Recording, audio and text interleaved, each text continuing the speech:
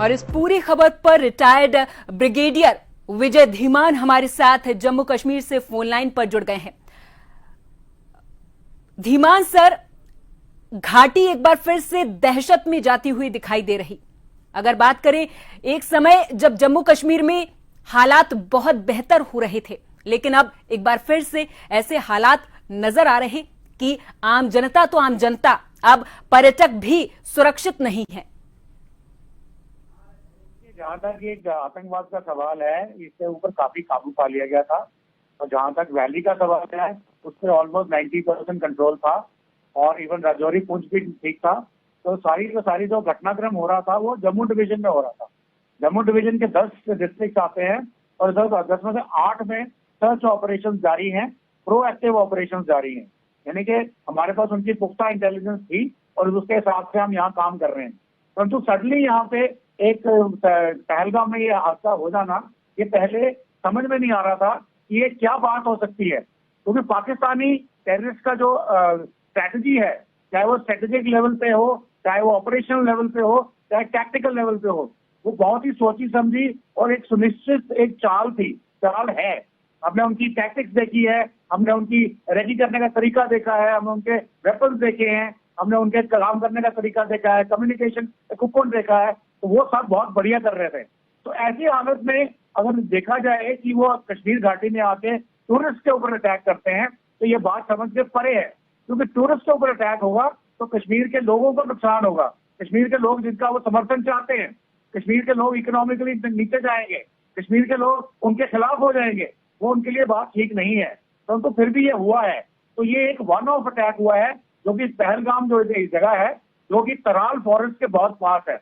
और टेररिस्ट का जो इन्फिल्ट्रेशन के रूट्स है, वो जम्मू, सांबा, कठुआ से जब इंटरनेशनल बॉर्डर से क्रॉस करते हैं, तो वो कठुआ के अपर रीचेज में जाके या दुदू बसंतगढ़ के ऊपर जाके भद्रवाह में क्रॉस करते हैं। फिर जई वैली, आठरी, किश्तवाड़, सिंथन पास और तराल। तो तराल उनका फर्म बेस है, यहाँ पे उनका लॉजिस्टिक्स बेस है। तो उसके पास ये जगह है।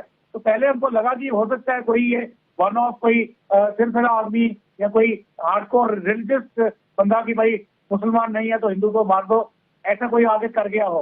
तो काफी देर तक यही लग रहा था। और वहां पे आज की अभी के बताया जा रहा है कि 2 लोगों की मौत हो गई है और 12 लोग जख्मी हैं। तो ये मौत का आंकड़ा बढ़ भी सकता है और हमें इसके लिए उन फैमिली के साथ बहुत संवेदना है। हमारा हार्ट जाता है कि हम अपनी लाइफ क्यों लूज कर रहे हैं। परंतु अभी बात में समझ आती है कि जब उनको 6-4 घंटे कोई भी उसकी रिस्पॉन्सिबिलिटी नहीं लेता है। सडनली लश्कर तोयबा बोलता है कि मैं रिस्पॉन्सिबिलिटी हम लेंगे, या टीआरएफ जो उनका ओवरग्राउंड विंग है जम्मू कश्मीर के अंदर, वो रिस्पॉन्सिबिलिटी लेते हैं। अब ये बात जो है, ये इसको अपने देखना है कि इस वक्त हमारे भारत के प्रधानमंत्री बैठे हैं जेडा में, सऊदी अरेबिया के एमबीएस के बगल में उनके पास। और साथ में भारत के अंदर अमेरिका के उपराष्ट्रपति जेडी वैंस इंडिया में है।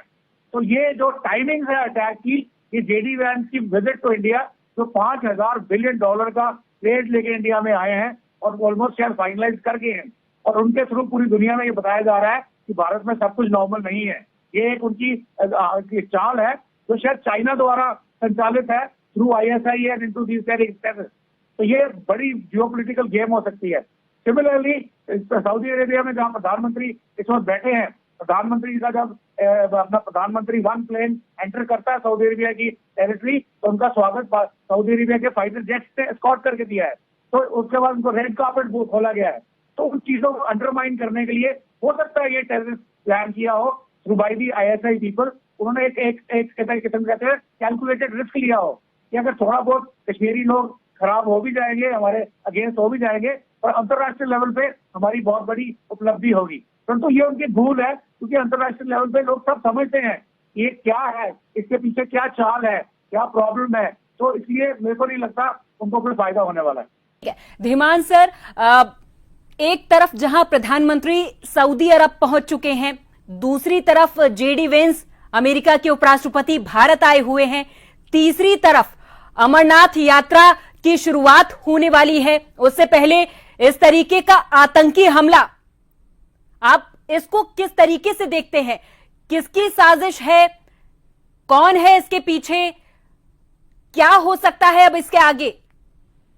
मैंने आपको बताया कि अभी तक जो ऑपरेशन चल रहे हैं, स्पेशली 23 मार्च के बाद जम्मू के अंदर, वो साफ साफ सीधे सीधे बताते हैं कि आईएसआई की क्या चाल है।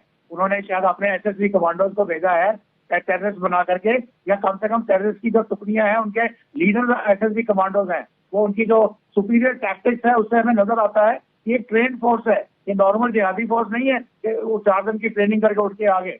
तो वो उसको मद्देनजर रखते हुए जब हमने देखा ये अटैक पहलगाम में होता है, तो ये एक रिस्क लिया है। शायद चाइना ने बोला है भाई जेडी वैंस जो है $500 बिलियन का ट्रेड जा रहे हैं, तो चाइना को मिलना चाहिए था, तो इसको इसलिए उसकी भारत की जो छवि है उसको खराब कीजिए, बताइए दुनिया को तो यह सब ठीक ठाक नहीं है, और वो विश्व पटल पे जाके पता चले कि भारत ने जो कुछ बोला वो गलत है।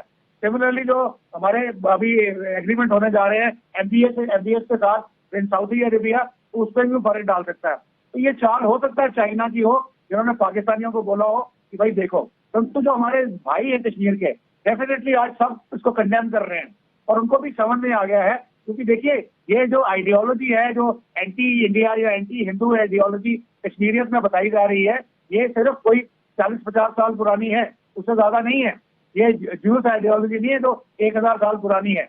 तो इसलिए उनके भी माइंड अभी चेंज हो रहा है, वो देख रहे हैं कि भाई अल्टीमेटली नुकसान तो उनका अपना हो रहा है, पीस नहीं है, उनके लिए प्रॉस्पेरिटी नहीं है, खाने को नहीं है, ट्रेड नहीं है, इकोनॉमिक खराब है।